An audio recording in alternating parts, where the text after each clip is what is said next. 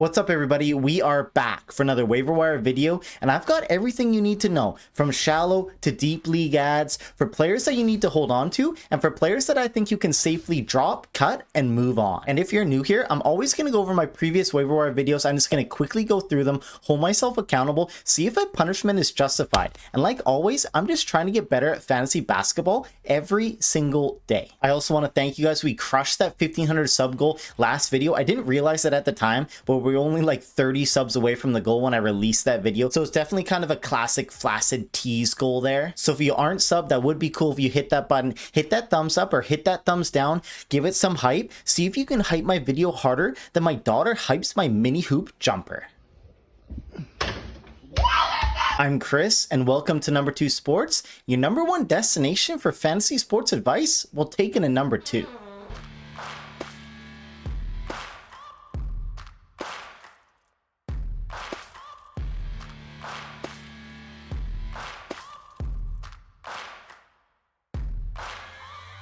Okay, first up, we have Jusuf Nurkic. Now, I know, everybody calm down. I know he's probably scooped up immediately in super competitive 12-team leagues the second that Walker Kessler injury done for the year news came out, but I still just want to quickly touch on him for leagues that he could still be floating around on the wire. And I also just want to shed my thoughts on him if you already picked him up or missed out on him. Now, with Walker Kessler out for the year, Nurkic is going to be thrusted into that starting role. I would imagine for the foreseeable future, he's going to crack 30 plus minutes per night. And as a guy who averages around 1.22 fantasy points per minute, Nurkic will be able to put up strong numbers in a starting role. He's done it in the past, and I think he has an opportunity to do it here again in Utah. If we look at his game logs, he's been a beast on the boards, grabbing 17 on Wednesday with 4 steals and 1 block. Only scored 6 points on 2 of 8 shooting, which is tragic considering where all his shots do come from. But we shouldn't be counting on Nurk for points. He's going to be a rebounds and stock guy with hopefully decent percentages and hopefully a decent amount of assists for a big man. Nurkic is only 31. I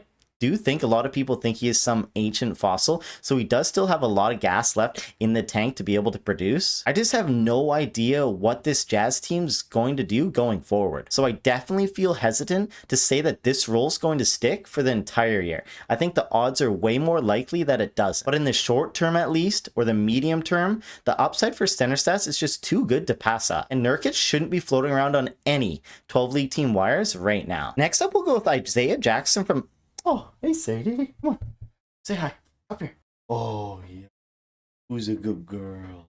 There you go, you just saw Sadie in the flesh, the inspiration for my little YouTube picture. But yes, okay, back to Isaiah Jackson. Now, Isaiah Jackson going into the year was a popular breakout pick for someone you could select near the end of your draft or at the end of your drafts coming into this year. But to start the season, he completely fell on his face. In the first 4 games of the year, he barely cracked double-digit minutes and just did nothing. And I imagine he would have been dropped in a majority, if not all leagues. So what's changed? Well, maybe he's just gotten healthier. He was recovering from a major injury. We knew there would be some ramp-up time. Jackson's strength and conditioning could have just took a little time to get back to an NBA level, and we're just seeing that now that it's up to par, and it's allowed him to reach closer to 30 minutes per night over his last couple, be a defensive presence, bring down boards, and start hammering home some dunks. As you know, the center spot is just wide open in Indiana for whoever wants it and whoever runs away with it. It could be Jackson, but again, there is no guarantee. Absolutely not. This Pacers team does look like they're going to be really bad. I think they'll start to be a little bit more competitive when they get some injured guys back like Andrew Nembhard and Mathurin, but I love shooting for upside, taking that risk, so I have scooped up Jackson in a couple of my leagues in case he can just start separating himself from the pack here and become the lead dog. I like Jackson as a decent spec pickup in 12-team leagues right now. Next up, we have Noah Clowney from the Brooklyn Nets. Now, honestly, I went back and forth with this one. I thought about putting him in the deep league ad section against the main waiver wire section, but ultimately, I decided in the main waiver wire section for a few reasons, so I'll go into that now. First off, a little history lesson here. Clowney, he was selected in the first round in 2023, and Clowney had an okay rookie season for a 19-year-old, remember, a kid in the NBA. He shot 53% from the floor, almost 4 boards 2 night, and averaged 6 points. I know it was just 6 points, but he did only receive 16 minutes per game. Going into his sophomore year, Clowney was asked primarily to change his role from an inside scorer to an outside scorer. In his rookie year, he shot 51 of his attempts at the rim and 31% outside compared to in his sophomore season. So last year, where 21% came at the rim and 65% from 3. And the results were not good. Clowney bumped up his average to 9 points per game, but it came at a terrible cost of 35% from the floor, which I don't need to tell you is really, really bad. So heading into this year, in his 3rd year, there was some hope, there was some buzz of Clowney continuing to develop into a serviceable NBA player. And again, this is still a kid we're talking about. He's only 21 years old, heading into his 3rd season in the NBA. When I was 21, I was still going out clubbing every Thursday, Saturday nights, being a complete buffoon. But with Brooklyn viewing him as more of a future small forward, power forward type, the addition of Michael Porter Jr. definitely put another roadblock in his way for a path to consistent minutes. And he did start out extremely slow again this year. However, Clowney did get a surprise start when Michael Porter Jr. missed a game with injury, and he turned in his best game of the season, scoring 15 points, 4 threes, 6 boards, and 2 steals, while going 5 from 14 from the floor in 32 minutes. Brooklyn really did like what they saw in that game, so even when Michael Porter Jr. returned the following game, they didn't remove Clowney from the starting lineup. Instead, they bumped Porter Jr. to the 3 spot and gave Clowney another 30 plus minutes, and he didn't let the coaching staff down, going 6 from 9 from the floor for 17 points, 2 threes, 4 boards, and an assist. Jordi Fernandez, the Brooklyn Nets head coach, gave him high praise after the game, saying, "When he plays like this, he looks like a grown man at 21. Focused, he can help us on the boards, he can shoot the 3, he's an overall player. He really improved his game and helped the team. His growth, his ceiling is, we don't even know, even though I can imagine." Now that is exactly what you want to hear from your head coach as a player on a young Brooklyn team. Clowney has the length, athleticism, and motor to really help out on the defensive end. He put on a ton of muscle in the offseason, a ton of strength in the offseason, and I really think Clowney does have two-way upside. And I know it's an extremely small sample size that we're looking at over these last 3 games, but it looks like the Nets are clearing away to give Clowney just that opportunity. Clowney has the potential to be a nice modern-day stretch 4 who can attack you off the dribble, can make you pay from outside, and give you enough defensive support on the defensive end for a Brooklyn Nets team just screaming for any sort of upside. Now, don't get me wrong, there's absolutely no guarantee that this will stick or last. Now, I do think he's quite a ways from being anything close to a finished product, but I love the potential. He had another solid game on Friday, and I just wanted to speak about what I've seen going from him in the early parts of this season. Sorry if this was too in-depth and a bunch of you guys bailed out, didn't want to listen to me ramble about Clowney. I don't blame you. But one last cool tidbit to end on. Clowney is still younger than half of the 59 picks that were selected in the 2025 NBA draft. Keep an eye on this kid. Okay, now it's time for the Shallow League ad section, where I don't think any of these guys should be floating around on your wire. If you're in a 12-man league, you want to sift through this section real quick. Make sure none of these guys are floating around on your wire, and if they are, you want to pick them up because I think they'll have a ton of value going forward and rest of season. And if you're in an 8-10-man league, this section is for you. It'll help you decide at the end of the roster guys who you should add, who you should pick up, and who you should hold throughout the season. For players to qualify for this section, their Yahoo roster rate has to be under 50%.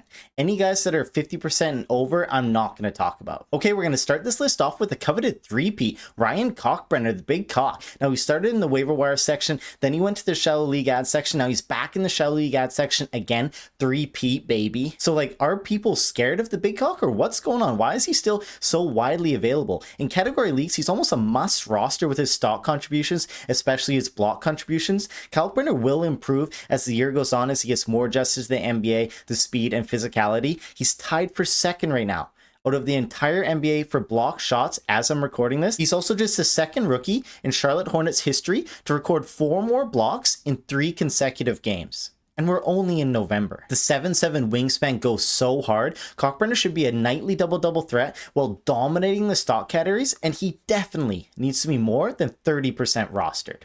Come on, boys. Next up, we'll go with Dante DiVincenzo, and I talked about Dante earlier in the year, and if I said that he can get 30 plus minutes per night, he's going to be useful for 12-team leagues, and that's just exactly what's happening right now. Since the 3rd game of the season, he's been averaging over 33 minutes per game for this Minnesota team. Now, I know Anthony Edwards has been injured, has been hurt, so that definitely bumped up his minutes, definitely bumped up his usage, and with Ant now back in the fold and healthy, I do think his shot attempts will go down as they just have to. In the last 3, he averaged about 15 shots per game, which will go down now that Ant is back healthy, taking up all that usage. Still though, DiVincenzo will be a good source of threes, points, and counting stats as long as he gets close or above that 30-minute per night threshold. I see no reason why that's going to change, at least not in the near future, so DiVincenzo's got to be rostered on more 12-man leagues. Hunchback of Notre Dame strikes again.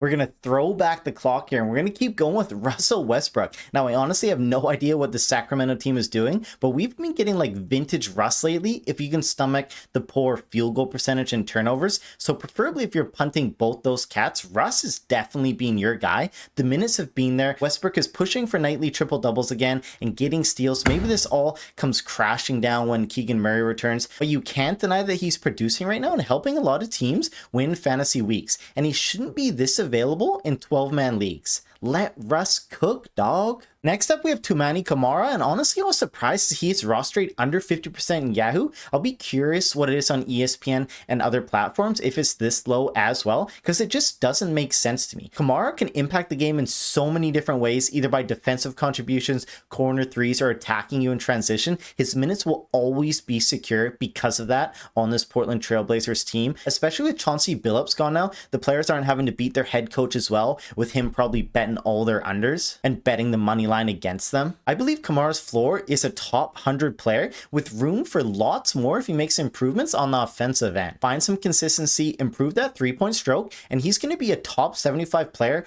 all season long. Kamara's also turning into, if not already, one of the league's best perimeter defenders. I really like his game. His roster rate being under 50% is just criminal. Next up, we have NA West, Nickeil Alexander-Walker. Now, I just wanted to put him back in here so I could talk about Valorant again, make that reference, or maybe I just wanted to hype up another fellow Canadian. But no, really, especially without Young for the next month or so, Walker should eat. Guy needs to learn how to handle the rock and just chill out a bit. The turnovers have been going a little crazy, but he's going to have a fat role with this team and should be able to contribute in multiple categories. Points, threes, sprinkle of boards and assists, swipes, and some blocks while hopefully not destroying your field goal percentage. I like Walker, I like his game, and I think his role is just too good right now without Trae Young for him to be floating around on any 12-league team wires right now. And since we're in the spirit of repeats right now, we're going to end off with one more repeat, Con Kneppel. Now, the nipple under 30% roster is just too low. He just posted his first double-double of his young career. His rebounding upside looks promising.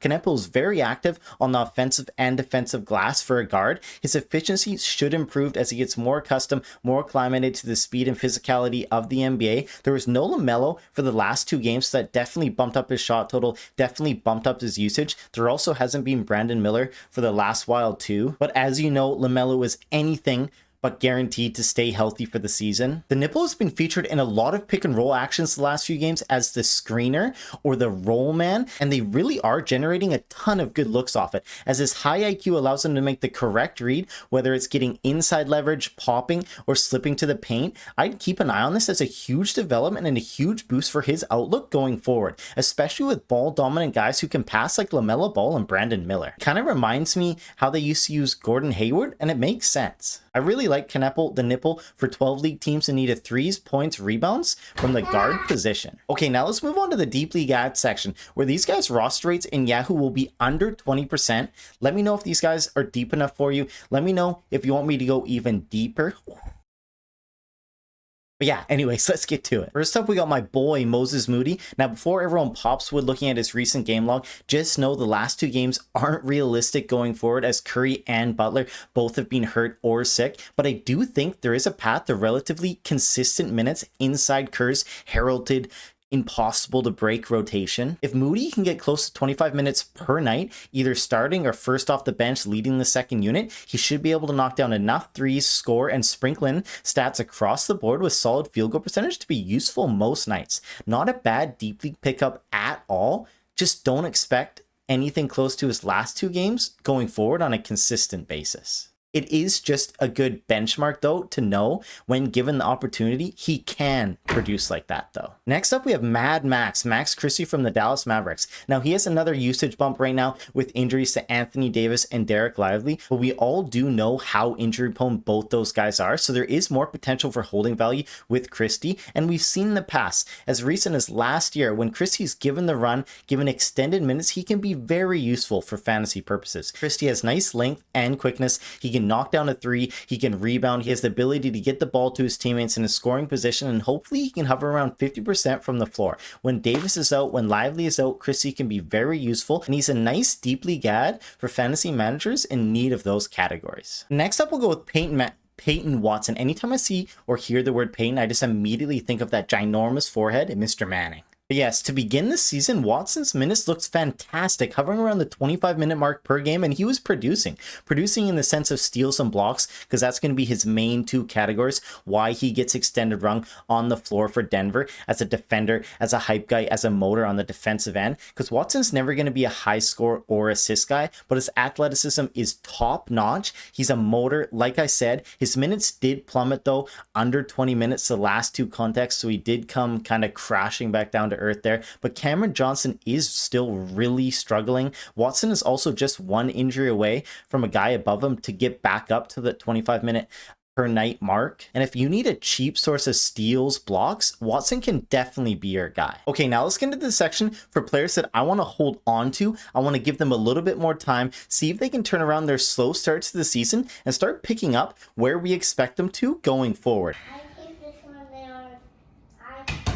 How close is that? Not close. First up, we got Aaron Nesmith. Now, I do see people dropping him. He's still most definitely a hold by every account. Nemhard should be back soon. Mathurin should be back soon. But until then, he will be useful for 12-team leagues, and we can reconvene when those guys are healthy, and we can see what the rotation and usage looks like then. Josh Minot, and of course, right after I talk about him in the main section, he goes on to have one of his worst games of the season, put up an absolute clunker in only 15 minutes, but he has bounced back the last couple two. I am holding him. I know garbage time did help him out in one of those games, but I'm still loving his fantasy skill set. It still oozes with upside for 12-team leagues, and I want to hold him for a little bit longer just so we can see how the dust settles, see if he's going to stick and be a main part in this Boston Celtics rotation going forward. Ilo Koulibaly, another guy that I just talked about in the main waiver wire section, but we got to wait to see what the severity of this injury is going to be till we get more information, till we get a concrete timetable before we start dropping him. It's another unfortunate turn of events from the previous waiver wire video. Nami Keita, now the opportunity is still there in the Boston Celtics team. The minutes are bouncing around a lot more than I like, but I want to see if he can start to pull away a little bit before jumping to the conclusion that this is what he's going to be like all year. And then lastly, a person I see people dropping is John Collins. Now the minutes haven't been there yet for Collins. Zubats is definitely kind of slapping his big old sack across my face right now, since I was calling him a bust going into this year. Bad take so far, but Collins' baseline minutes need to be at least 25 minutes per night, which he has done in the past couple. Maybe that small ball lineup that I thought they'd run a lot more in LA isn't being as effective, but I still need to hold on to him for a bit more. I still need to see a little bit more out of him before I can just cut him to the wire. Okay, now let's get into players who I think you can safely drop, move on for them, and just forget about it for your teams for the rest of the year. First one, pretty obvious, is Walker Kessler. Obviously, he's done for the year, undergoing surgery, but I saw something about waiting till his actual surgery happens. Like, sometimes it doesn't, whatever, and then they come back and play, but man, this isn't like 20 years ago. If they say he's getting season-ending shoulder injury, he's done. Cut him. See you later. Next up, we have a 2-for-1 special with CJ McCollum and Chris Middleton. And now I am really down on all the vets on Washington. Middleton had a nice little run at the start of the year, but that's really it. I can see why people want to hold on a little bit longer to CJ. He did have a good game tonight, but his past few have just been trash. I kind of think you know what his ceiling is going to be. It's really limited. I think the floor could be atrocious. And then in the second half of the season, there's a huge risk for shutdown. I just would rather chase higher upside guys on the wire than any vets on the Wizards right now. I won't blame you for cutting either. Next up, we have Chris Paul. He's not even cracking 15 minutes per night right now. He's old, he's injury prone, and all he does is get some assists anyways. We can do way better here, boys. And last up, Reed Shepherd. Now, honestly, I was a little excited about Reed Shepherd coming into the year after the Freddie Flatfoot injury. I thought he'd get a lot more run. I thought he'd get a lot more usage, but it looks like in the early going that the coaching staff just doesn't really trust him to run the offense. And we're seeing that reflected in his minutes. He's under 20 minutes per night right now, and that's just not going to cut it, especially with ball dominant guys like Durant, Şengün, Thompson. Honestly, I wouldn't worry too much about letting him go. Okay, now it's time for the recap section. Again, I'm just going to quickly brush over these guys, see how they performed, see if a punishment is justified or not. And this will be from my Waiver video posted last week. So let's get into it. First up, we have Nickeil Alexander-Walker. Now, honestly, has been great. He's been super useful, especially with that Trae Young injury. He's getting a ton of minutes, close if not over 30 minutes per night. He's scoring, he's hitting some threes, he's grabbing a few boards, he's sprinkling in some assists, and he's shooting decent from the floor. Great pickup. If he's still available on your wire, you need to go grab him for at least the short term until Trae Young's back, but I think he has rest of season value in some capacity. Next up, we had Jeremiah Fears. Now, when I talked about him in the previous waiver video, I said because he is a rookie, be prone to bad shooting nights, ups and downs throughout his NBA rookie season, and that's kind of what we've seen. He shot pretty poorly from the floor the last 2 games, but you can see the skill set. You can see how he's just a natural born scorer. He's really quick off the feet. He has a nice jumper. He's able to bring down some boards. He can facilitate the rock leading the offense. I think the Pelicans are just going to continue to get more down on Poole as the season goes on, especially in the second half. They want to see what Fears has for this team, why they spent a high draft pick on him. I think he definitely should still be rostered in 12-team leagues. And then next up, we had Isaiah Collier, and he scared me to death. He didn't start for the first 2 games after he was deemed healthy, so maybe he wasn't. I have no idea what's going on, but he finally got into a game tonight. He logged 26 minutes of action. He scored 10 points, 3 assists, shot 50% from the floor. I don't know what to think. I do like him if he can start to kind of pry back that starting job from George like he's done in years past. We'll see if that's going to happen with George playing so well, but if he does, if he's around that 25 plus, around that 30-minute mark per night, he will be useful. He's going to be a great source of assists. Hopefully he worked on his 3-point stroke. I don't think this is an L. I'm still holding him if I'm high on him in 12-team leagues, but if you don't like what you've seen in the early going, you can cut him. But I would be somebody that would want to watch and just monitor throughout the year. And then next up, we had Josh Minot, who had an absolute clunker the game after we talked about him, which got me sweating a little bit. But his last 2 games have been great. He's hitting threes, 21 points, 5 rebounds, 3 steals in one game. And then he had 2 threes, 12 points, 8 rebounds, and assists and a steal in the other. He's got 34 minutes one, 25 the other. I'm still holding him everywhere in 12-team leagues. Like I said, again, he has a nice fantasy skill set. If he can carve out a significant role in this Boston Celtics rotation, he will be useful for fantasy purposes. And then last up, we had Bilal Coulibaly. Again, he got hurt, so we didn't really get to see what he's going to do. He had one all right game. I do like his skill set. We're just going to have to see how bad the injury is. If he's going to miss multiple weeks, he's definitely not a must hold by any means, but if he's just going to miss a week or 2, I would try and keep him on my roster for 12-team leagues. Easy recap here. I don't need to even smash anything into my calculator.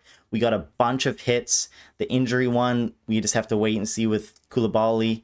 Isaiah Collier, you could take as an L. I don't know about those 2 games that he was benched. I don't think he was fully healthy, even though he was dressed and there at the games on the bench.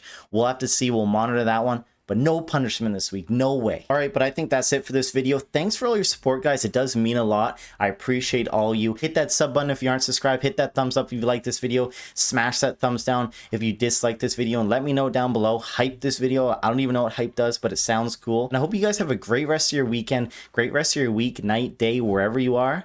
And I'll see you guys real soon.